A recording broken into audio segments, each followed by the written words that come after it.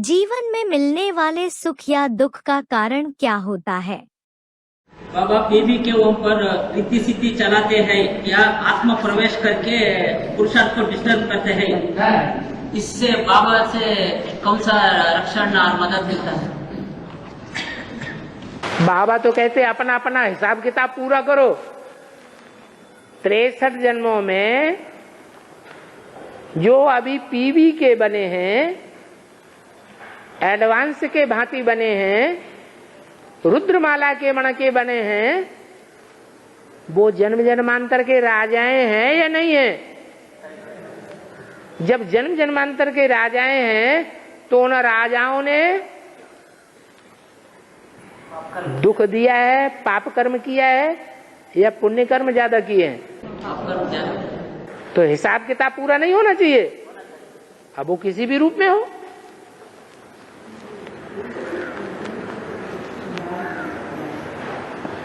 कोई पाप करता है, पापी का भी हम दोष नहीं दे सकते। कोई पाप कर्म करके हमको दुख देता है तो भी उसे दोषी नहीं ठहराना चाहिए, ये ज्ञानी का काम नहीं है। हमको कोई दुख नहीं दे सकता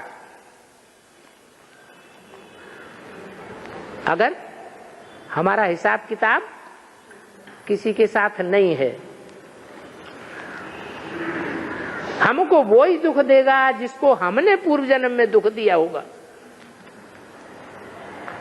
नहीं तो कोई हमको दुखी नहीं बना सकता।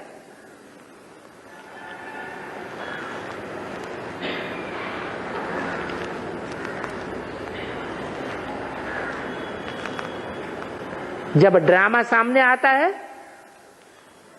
तो सब बातों का समाधान मिल जाता है। हर आत्मा में टाइम टू टाइम अपना अपना पार्ट उधा हुआ है। हर आत्मा अपने स्वभाव संस्कार से बंधी हुई है। जैसा जिसके अंदर स्वभाव संस्कार जन्म जन्मांतर का भरा हुआ है, वैसा ही वो पार्ट बजाएगा। कोई आत्मा में आसुरी संस्कार भरे हुए हैं जन्म जन्मांतर के, दैवी संस्कार 0 हैं, तो कौन से युग में आके जन्म लेगी? है कलयुग में आके जन्म लेगी। थोड़े मनुष्यत्व के संस्कार हैं, देवताई संस्कार नहीं है, तो द्वापर में आके जन्म लेगी। किसी को कुछ भी दोष नहीं दिया जा सकता। ये ड्रामा बिल्कुल एक्यूरेट बना हुआ है।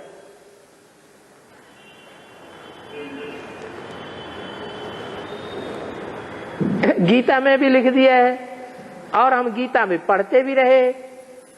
प्रकृते क्रियमाणानि गुणे कर्माणि सर्वशः। जो भी प्राणी मात्र के कर्म हैं वो प्रकृति के हिसाब से बंधे हुए हैं, उनके स्वभाव संस्कार से बंधे हुए हैं। प्राकृतिक रूप से स्वभावतः ही वो सारे कार्य, सारे पार्ट स्वतः ही बजते रहते हैं। अहंकार विमूढ़ात्मा करता हम इति मन्यते। जो अहंकार में भरी हुई आत्मा है वो ये समझती कि हमने ये अच्छा काम किया, बुरा काम उसने किया।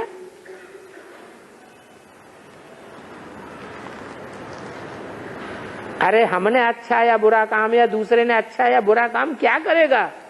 आत्मा में 84 जन्मों का पार्ट पहले से ही भरा हुआ है।